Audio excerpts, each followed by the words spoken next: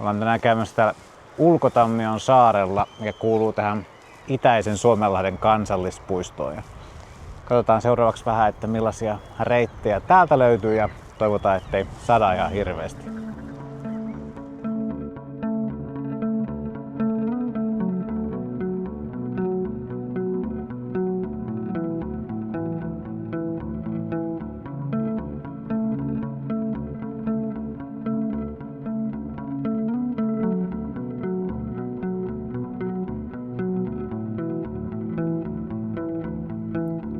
Itäisen Suomenlahden kansallispuistoon kuuluva Ulkotammion saari sijaitsee Haminan ulkosaaristossa lähellä Suomen itärajaa. Tänne saarelle päästäkseen ei tarvitse omistaa omaa venettä, vaan Ulkotammio pääsee myös risteilyllä Kotkan Sapokasta sitä Maritariumin kupeesta.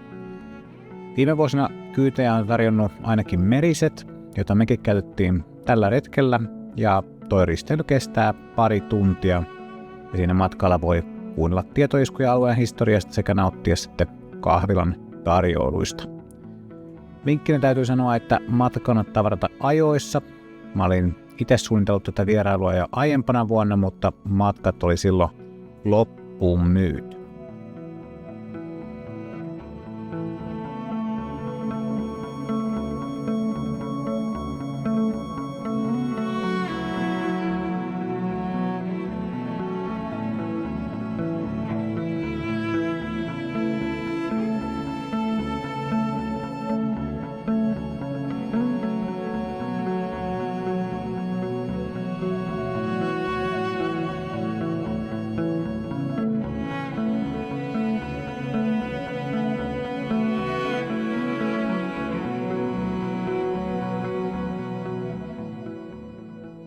Ulkotammion saarella on siis kaksi erilaista virallista reittiä, josta toinen kulkee nimellä Sotahistorian polku, ja se on mitaltaan 4,2 kilometriä, ja toinen on tämmöinen luontopolku, jolla on mittaa 2,8 kilometriä.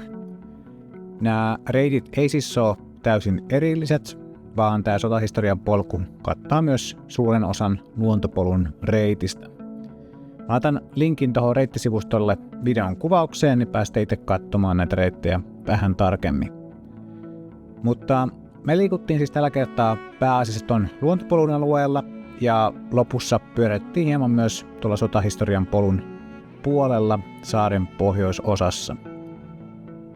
Me lähdettiin liikkeelle käymällä ensin tuolla saaren länsikärjessä, joka on siis heti saapumislaiturin oikealla puolella. Ja tämä etenkin siitä syystä, että Metsähallitus suosittelee kulkemaan reittiä vastapäivään.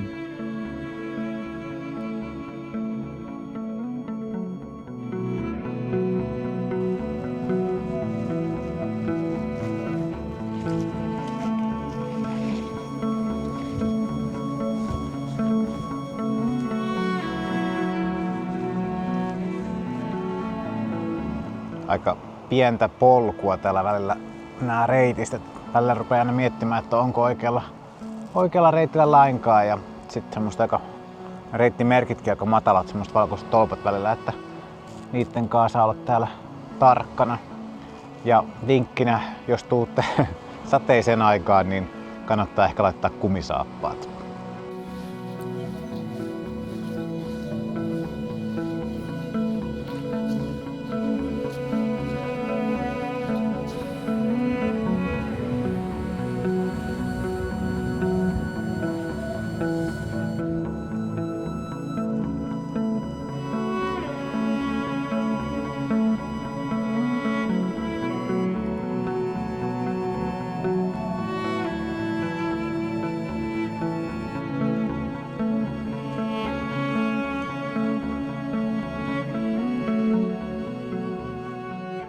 Saarestahan löytyy siis useampia tämmöisiä grillikatoksia, missä voi saada omia eväitä, ja ulkokäymälöitäkin löytyy, mutta mitään semmoisia kioskeja tai muita niinku palveluita varsinaisesti ei löydy, mutta telttailupaikkoja ja autiotupakin taisi olla, eli silleen, jos täällä haluaa viettää yön, niin se kyllä onnistuu.